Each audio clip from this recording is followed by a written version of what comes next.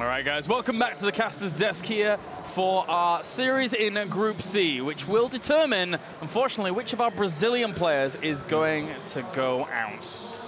Sad times. Oh, I just thought I misspelled my name. Shame on you, ESL production crew. Worked for you guys for years. Kevin van Duckoy, come on. Where's the R when you need it? I think they probably did it on purpose just to troll you, man. Yeah. I wouldn't be surprised.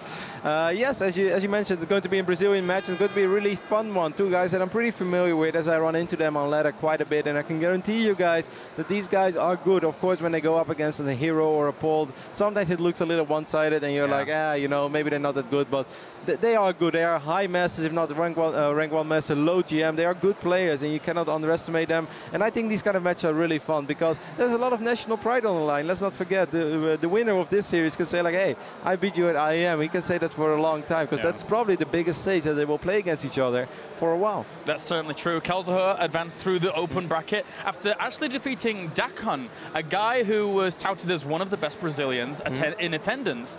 So unfortunately for Dakon, didn't actually make it through, but Kelazhur during that series looked really, really strong. It was standard play, standard pokes and prods, but he executed it really, really nicely. Now, will this catch Tunico off guard here in terms of can Tunico actually deal with it? He almost dealt with some of Paulo's pokes, but I mean, it's Paulo, man, so what are you going to do? Paulo has ridiculous macro in that matchup, and that goes, that's very hard. Kelazhur is a little tricky as well, though. Even though he looked indeed very straight up, very solid against Zerg, all the games I've seen from him so far against Terran and against Protoss as well have been kind of strange, often having like multiple Rexes, 3-4 Rexes on one base, creating a lot of Reapers and then expanding behind it. Against Zerg, it's a little harder to make that kind of stuff work, because hey, if you invest in 5 Reapers and speed finishes up and you lose all your Reapers, and you're pretty far behind economically.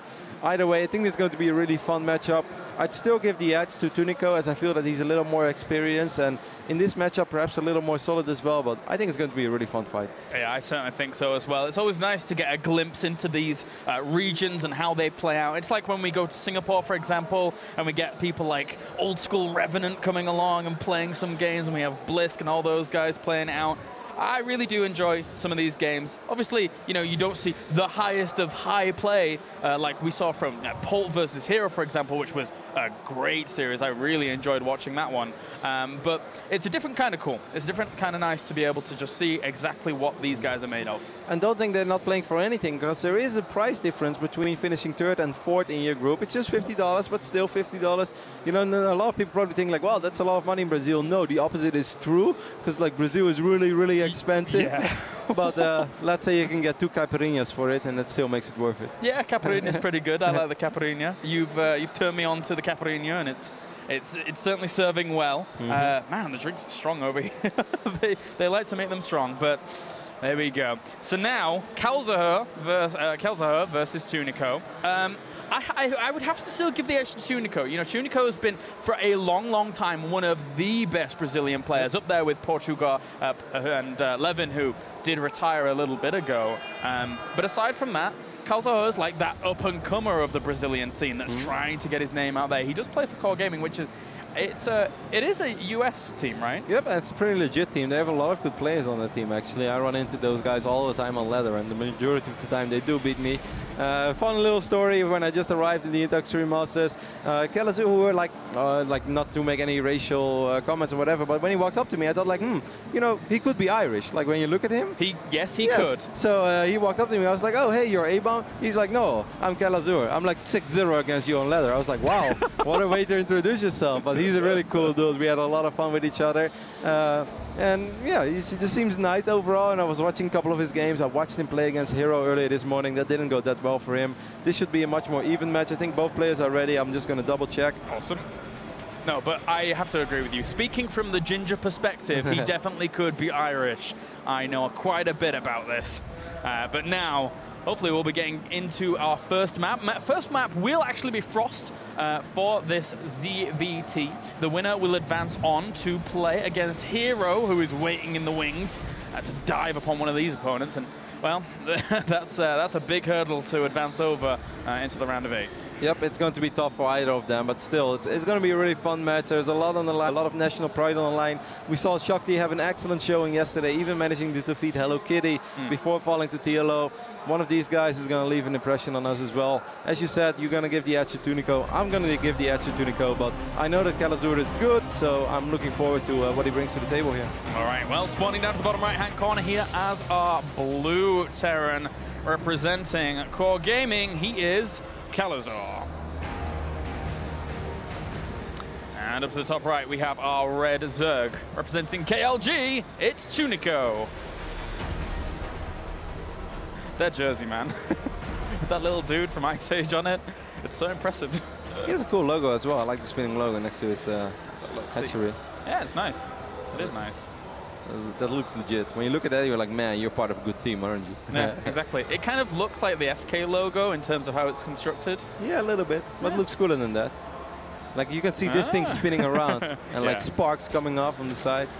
Yeah, it's pretty cool, man. Unfortunately, my Portuguese is a little rusty, guys, so I will not be able to translate any of the most likely friendly chit-chat that these two players will be exchanging.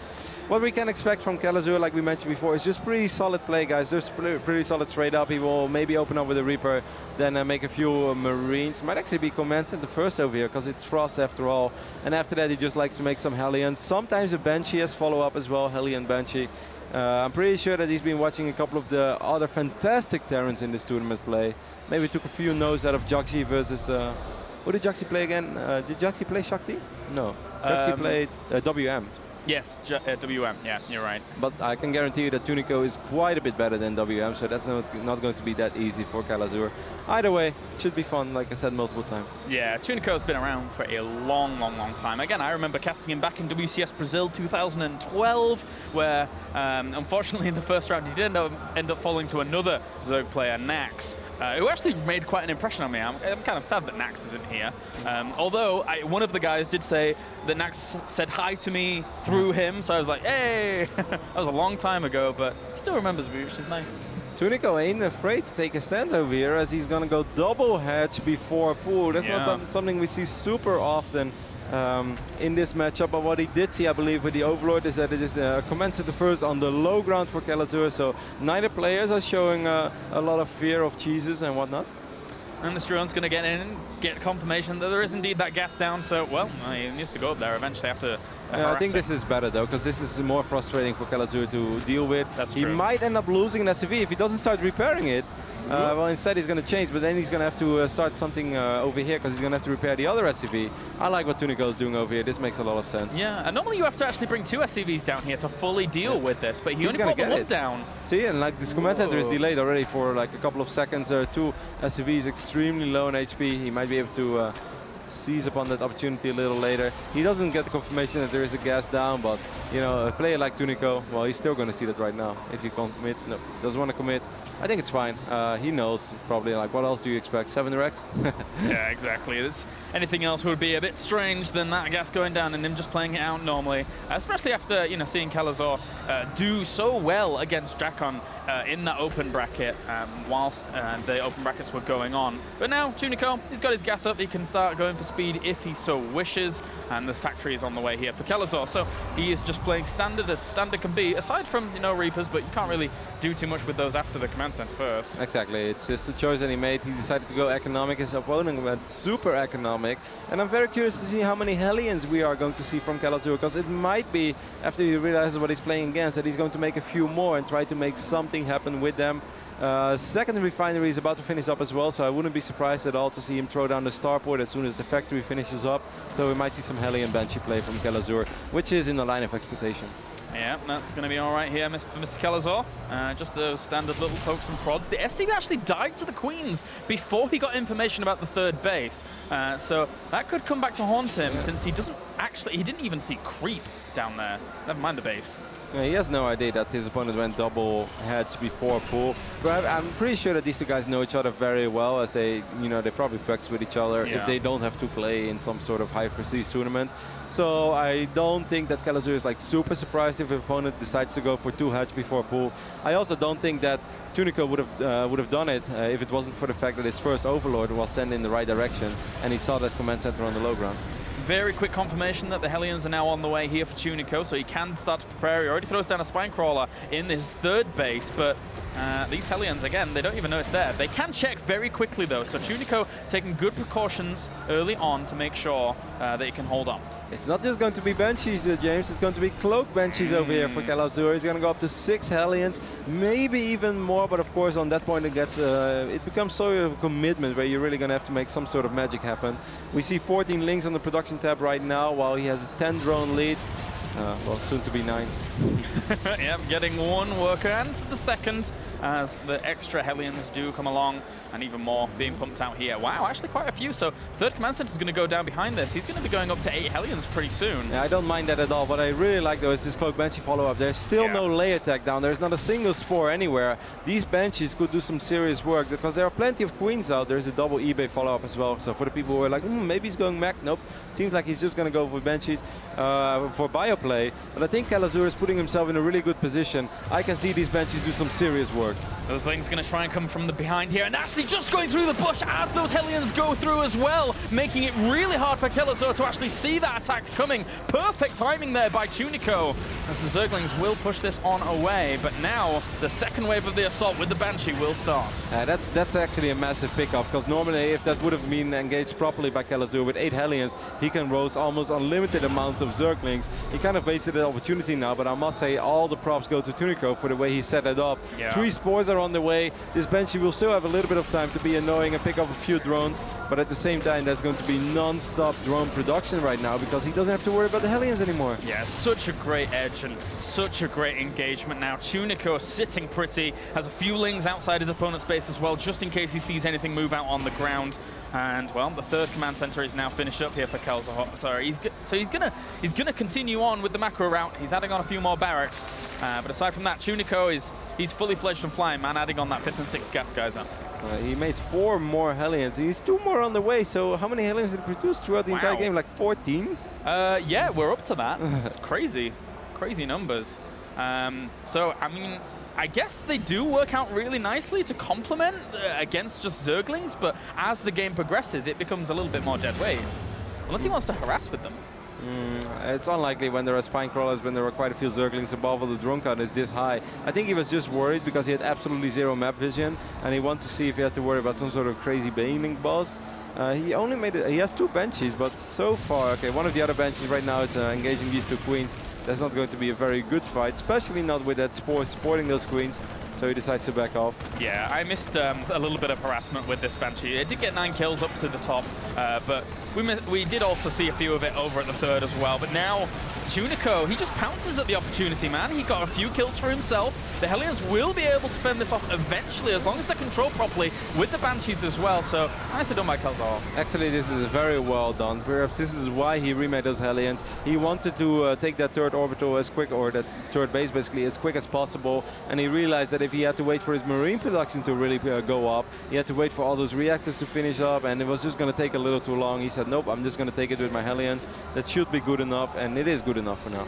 Even repairing up all these units just to make sure that they're capable of doing things later on, which is always nice. Love to see unit retention here from our Terran player. Slightly supply blocks, but he'll get out of that once he starts those supply depots, or if he loses a few units, but for now he is capped, so has to be careful about that, with Tunico adding on a ton more drones, looking to populate that base over to the left-hand side, and his income is going to get really strong. It's a really big supply block. He already used call down for supply depots, but he's still supply blocked. Terran has a massive economy. The same will can be said for Zerg, though. I was a little bit surprised, by the way, by the moment he sent in that Overlord, because he sent in an Overlord in the phase of the game where he could have had an Overseer, which obviously would have seen a lot more than the Overlord he sacrificed in the main base, but well, nobody's perfect, James. That's true, and then now those Banshees get the confirmation with that imperfect Queen marching over there, trying to get a little bit done, but these 2 Banshees, having found this base, this is really, really difficult. And meanwhile, look at this, pushing through and killing off the creep on the right.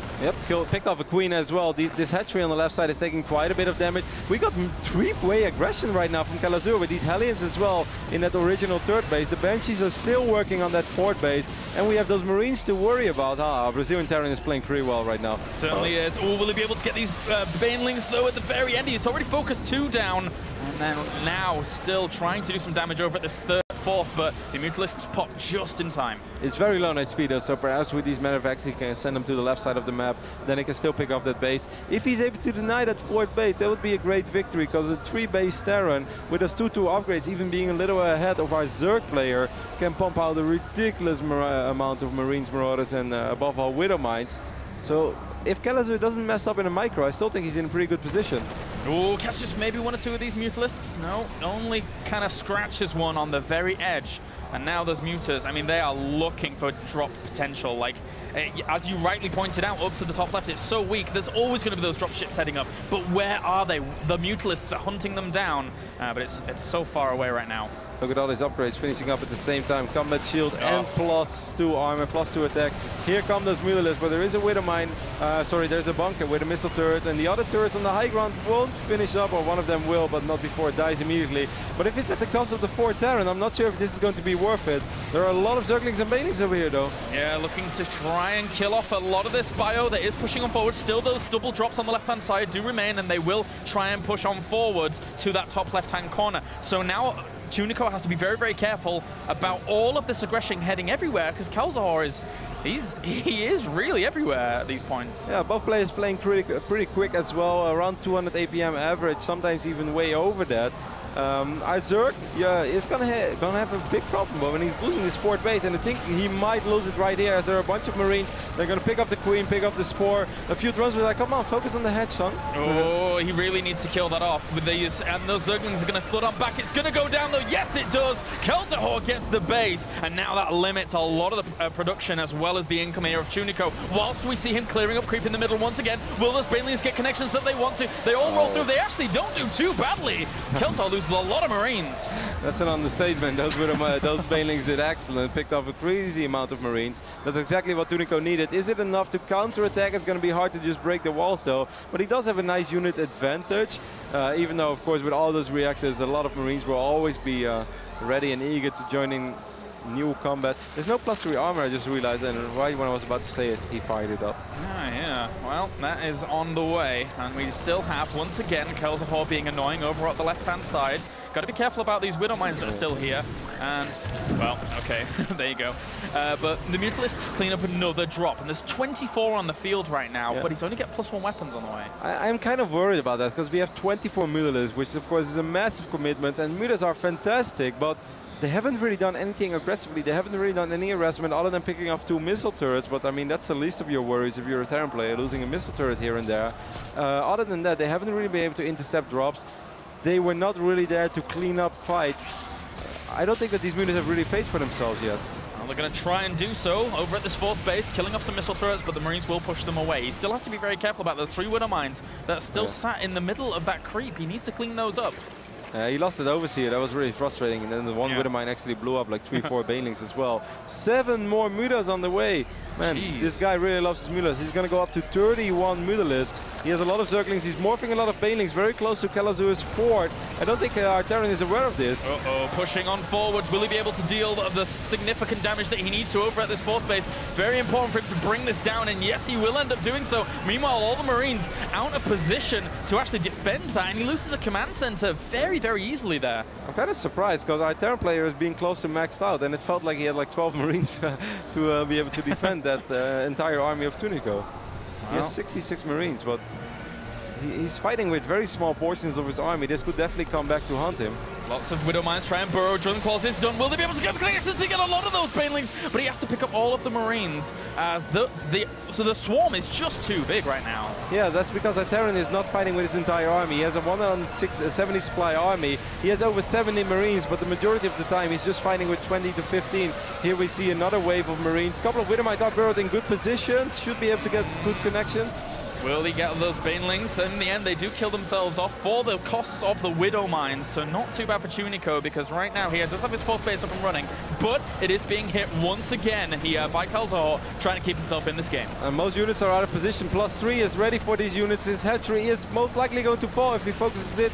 And yes, he does. He can even pick up these units. Well, here are the Mutalisks. They will probably take care of that. So many. So 4th base for a 4th base. You know, normally with no signs of like an Ultralisk transition on the way, the no pathogen glands, something like that, I kind of like the position of the Terran, but it does seem like Tunico is getting the better hand of these big fights. Yeah, it does. He's slowly trading away pretty well, and the Banelings are doing the jobs that they need to. The Kelazhur's splitting isn't, you know, top level here when it goes into the engagement. So there could be a little bit of nerves as well. Let's not forget that it's not every day you play at the Indo Extreme Masters, especially not in your home country. Well, now will he actually move into this? There are a few Widow Mines burrowed there to be able to push this away, and the army here for Tunico very clumped up. He's looking to pressure this third base, which isn't as well defended, but all these Banelings are kind of in an awkward position now. I think there are a lot of Widow Mines here somewhere around. He needs good splits. If he ever needs good splits, he needs it now. These Widow Mines getting reasonable connections, but there are still so many Banelings. A lot of those Marines on the high ground were helping out quite considerably, but it doesn't really matter anyway, as the Zerglings and Banelings continue to flood on forwards, and now the Marines trying to rally out as best they can do. There's still one or two Widow Mines at the bottom there, but they've all expended their charge, and now it's up to really those missile turrets if he were to fly over to them, as well as this 1-4, but that goes down. This Mutalisk, this huge Mutalisk flock has done wonders for Tunico. Wow, the Marine count actually all the way down to 16. This might have been a moment where he could have even done more. A couple of forgotten Widow Mines getting really good connections on the right side, picking up a handful of Mutalisk. 21 additional Banelings morphing, but Kelazhur does have this planetary fortress. He is able to produce 13, 14 Marines at once. I wouldn't even mind to see him throw down 2 more Rexes, because I think actually he has Rexes at his original turret. He's throwing down more command centers. Like, this should really be good for the Terran. All he needs to do is stabilize, and then he has those 3-3 Marines and Marauders and Widow Mines here and there. He should be in good shape. Yeah, exactly. That 3-3 is really the power punch that Kelazhur was looking for all game long. He has an army supply advantage. Now he's running into Banelings. That's not a good thing to do. Oh, not microing all against those, losing a lot of those Marines, whilst the Mutalisks also were putting some harassment on at the second base. There are 4 missile turrets over here. That should be good enough to scare those Mutalisks away for now. Mutas does have +2, 10 more Mutas. Okay, he did fall down to 20. It just seems like 30 Mutalisks is the magic number for Tunico, but I am worried, James. He's not getting Hive. He has no infestation pit. He will never have 3-3 upgrades. Like, all that Kelazhur has to do right now is just chill, sit back, max out, and then your army should be way better than the Zerg's army. Well, yeah, you're right. That 3-3, as I said before, it's so strong. And now Kelazhur is looking to push around the right-hand side whilst also dropping that 4th base yet again here for Tunico. His army is way out of position. If they step up and go for this, then they may be able to kill it, but he's going to go for the drones. He's going to go for a lot of eco damage, unless, of course, it can be replenished. Those Mutalisks have to get back there to deal with it. Mutas are here. They're not focusing on the Marines yet. They should be able to keep this hatchery alive for now, but not before losing a lot of mining time, losing 12, 13 drones. At the same time, Kelazhur is moving forward over here on the right side of the map. Once more, Banelings getting pretty good connections, but at least a few Marines survive. That has been different in the past. Yeah, that's true. Kelazhur now with that Marine advantage over at this location. He's going to focus this hatchery down very quickly. Will it go down? Those Banelings need to push it away as quickly as they can do. They get the connections that they want. The Mutalisks also flying in with those Banelings as well to push it away. Tunico is on top of things, pushing everything back from the Terran. Really fun match to watch. Both players seem to be very evenly matched. Like, you're just going punch for punch and trading blow for blow. But still, this should be good for our Terran. He has a lot of missile turrets all around. Of course, he is mining out this bases probably a little quicker. He is trying to secure a 5th base on the left bottom side of the map. It is morphing into a planetary fortress right now. If he does get it up and he throws down 4 or 5 turrets, like we can see that he really wants to do, if this base stabilizes, there should be no way that he loses. Just continuing to fly around with these Mutalisks and try and pick off any stragglers that he can possibly find. If he were to get over to this left-hand side base and maybe do some damage there, that would be nice. There's not actually that many Marines to contest against. Nope. Kelazhur needs to send more Marines. He also needs to repair this planetary fortress. That's exactly what he does. Be careful with most of those Mutalisks. Oh, needs to stay alive somehow, some way. Those Marines are buying the time that they need, but at the same time, will the reinforcing ones get there in time? It's going to be very close. He's repairing nicely, and he will end up holding on. Yep, lost the turret, lost those Marines, but he keeps the base alive. Will immediately rain down some mules, and as soon as he gets 4 or 5 turrets over here, he should be in a really good position. Yes. But I keep saying that, but he seems to have a really hard time getting favorable engagements against Tunico. Tunico, of course, with reasonable creep spread and overall a nice mobility movement from all these Zerglings and Banelings. very, very well matched up right now. Got to echo your sentiments in that regard as Kelazhur tries to hold on at his third base whilst pushing away the Mutalisks at the fourth. The Banelings once again roll on forwards and kill off a Thor. Very nice done there, picking up those Marines, dropping them on the high ground. That's really what he needed. Those Banelings wouldn't be able to get there in time. This command center will burn down, but it's not that important. That's all that matters is that he kept that fifth base up and running in the left bottom side of the map. And now all that Kelazhur needs to do is just sit back, relax for a little sec. You have an upgrade advantage. All you need to do is just, you know, be close to being maxed out. Ooh, still Widow Mines all burrowing everywhere and getting a few detonations. Oh. Getting the rest of the Banelings as well. Nicely done, but he did sacrifice a few Widow Mines for that. Yep. Meanwhile, Tunico is trying to get his own fifth base as well over there on the left side. Trying as best he can do, whilst he has to also hold off these Marines on the right. Jeez, Kelazhur does not let up with the relentless assault. Sixth base, of course, Brian. This is one of the main reasons why Tunico didn't take this base immediately, as it's just a lot harder to defend than that base on the left top side of the map. So he will lose his original fifth, but the one that I thought was the fifth is actually the sixth, of course, over here on the left side of the map. Kelazhur is in great shape. All he needs to do, once more, is just actually fight with his entire army. He's been doing a really good job at picking up hatcheries left and right and exchanging Marines and Marauders for, or not that many Marauders, mostly Marines for Banelings. But it's about time that he, you know, moves out with 70, 80 Marines and then gets some favorable engagements. Mutalisks looking maybe to take the engagement. He's morphing in a few Banelings, but they're going to be cancelled very, very rapidly. The Banelings crash into the left-hand flank, and there you go, GG. He just doesn't have enough to kill the rest of those Marines. Yep, Tunico was never that rich, never got that transition going to Ultras, and was never able to get those 3-3 upgrades out. And excellent game here by our Terran player. He did a really good job in keeping that fourth base alive. There were a couple of crisis scenarios with a lot of Mutalisks, a lot of Banelings, but he kept it alive. And often when you have a fourth base, you can get a fifth base as well. And if you have 3-3 against 2-2, well, from that point on, you just produce a lot of Marines, and that's what he did. You absolutely hit the nail on the head there. Not having that Hive, not having the ability in his mind to transition to Hive. Really brutal times there for Tunico in game number one. And now Kelazhur, well, he looked so good in that game in the later stages. I mean, at the beginning, you know, the harassment didn't quite pay off for him as he would have liked it to after the triple hatch opener, but still, such good aggression throughout the mid and late. Yeah, really fun, evenly matched game between these two excellent Brazilian players. Kelazhur is getting ready for our second match. I'm not sure yet which map it's going to be on. Seems to be on Yangsu, so it's going to be a smaller map. I think the openings and strats are going to be quite similar, though. Yeah, I would say so as well. Maybe we'll see Kelazhur be a bit more aggressive through the middle. I like how you said that really careful. He's like, Kelazhur? It's really hard for me to pronounce his name. I don't know why. I asked the Brazilians as well. I was like, so is it like Kelazhur or is it like Kelazhur? And he's like, Kelazhur. I was like, huh? But as far as I know, it's like Kelazhur. Kelazhur. Okay. It's difficult for me to say. Even yesterday, when I was watching all of his games and I was sat behind him, I was like, hey, I'm Kelazhur. I'm like, okay. Like you should just read his name, but ignore that there's an H there. Yeah. Kelazhur. Yeah. You're a smart man, Roddy. You are a smart man. I have my moments. I wouldn't go that far, James. It's a very big statement. All right, well, let's get into game number two here very, very soon. Yonsu is a map. I wouldn't be surprised if we saw him be a little bit more aggressive, as this is a really nice map for Terrans to get that aggression going, that parade push very quickly off the back of maybe Reaper into Hellion, into Banshee, whatever he would like to do from there on. Yeah, Kelazhur just played very well. And let's not forget that the early stage of Frost didn't even really go his way. He lost those Hellions, was forced to reproduce those Hellions, because otherwise it would have just been hard for him to secure that third base. Excellent game, fun game, you know, trading punches left and right, but that's how StarCraft is supposed to be. Certainly is now as we get into game number two. Spawning down to the bottom left-hand corner as our red Zerg, representing KLG, currently one game down, it is Tunico.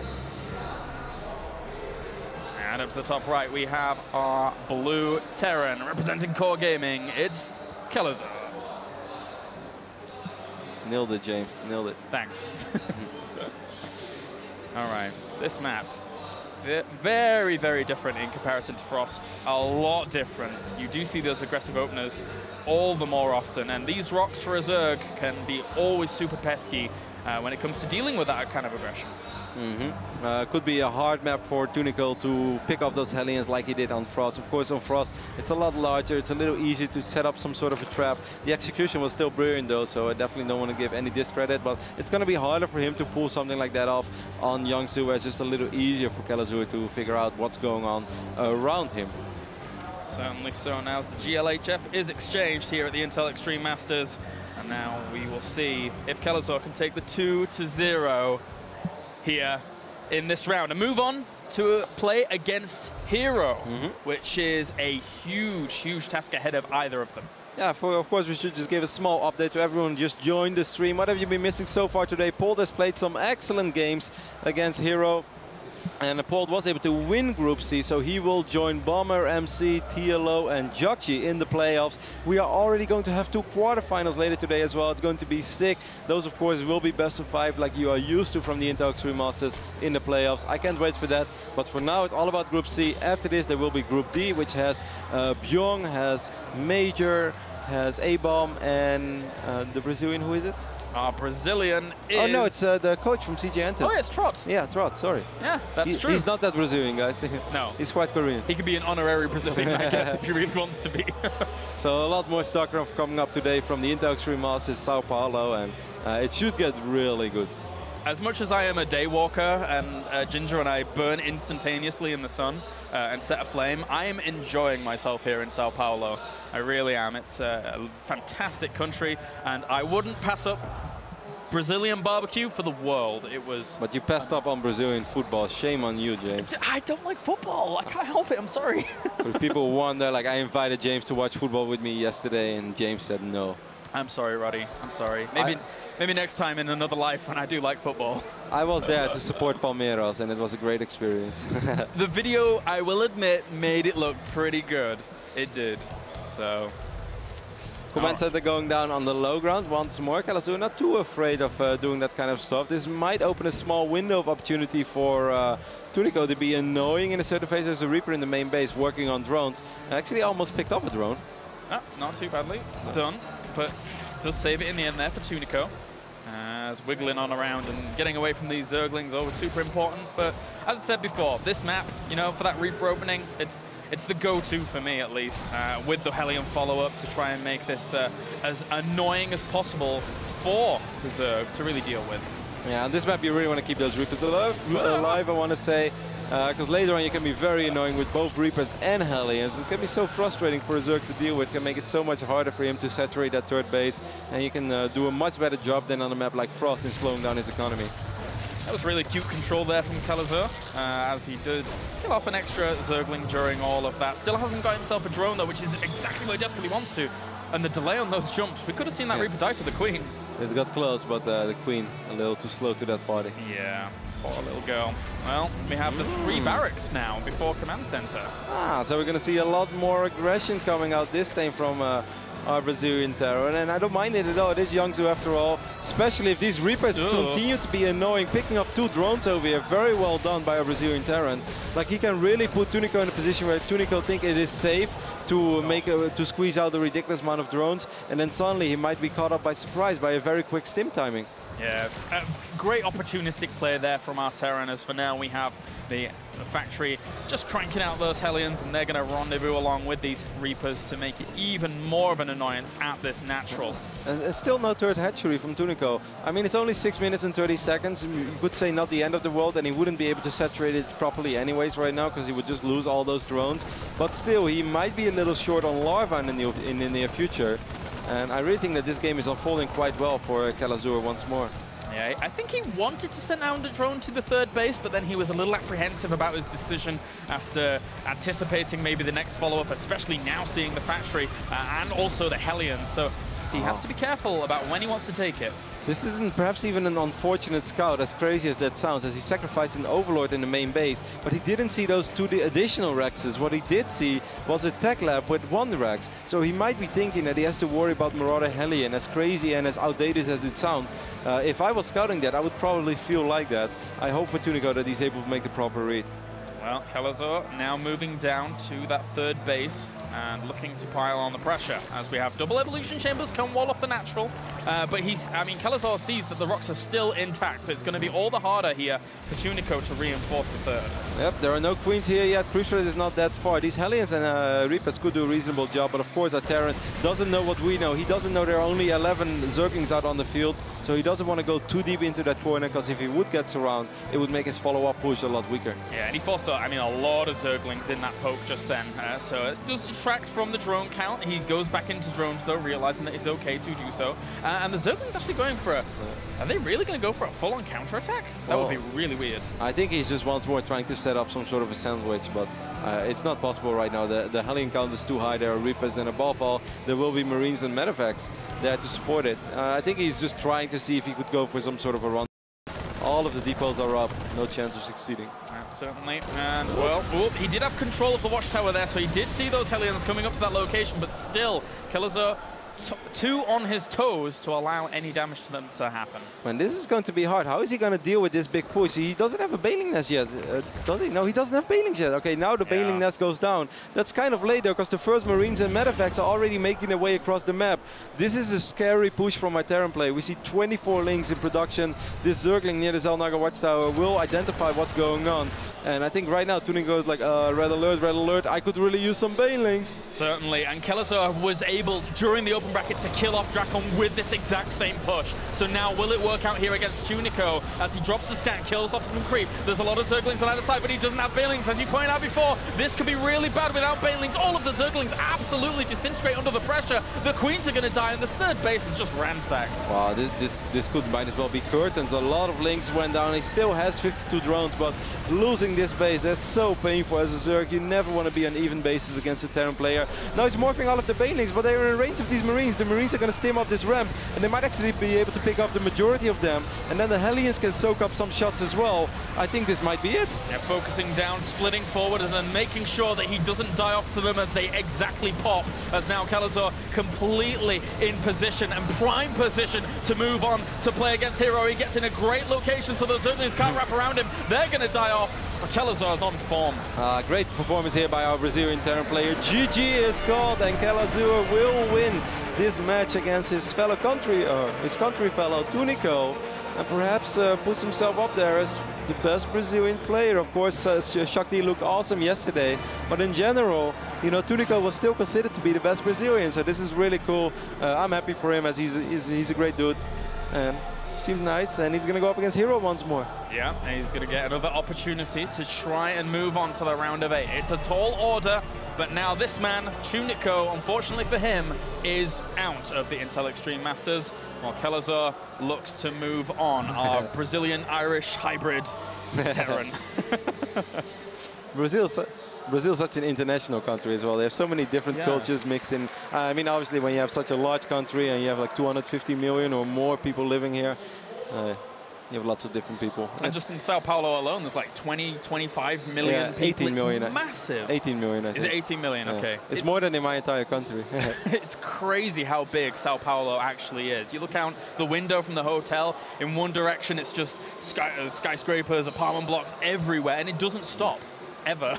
It's crazy. See the Brazilian players showing some love for each other. This is always that moment where like, I know you're really happy and you're kind of nice, but come on, man, leave me alone.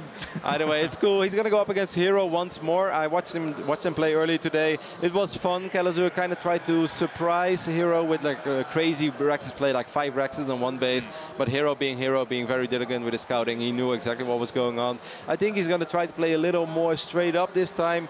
It's going to be hard regardless, but maybe he's been taking a few notes of Bolt.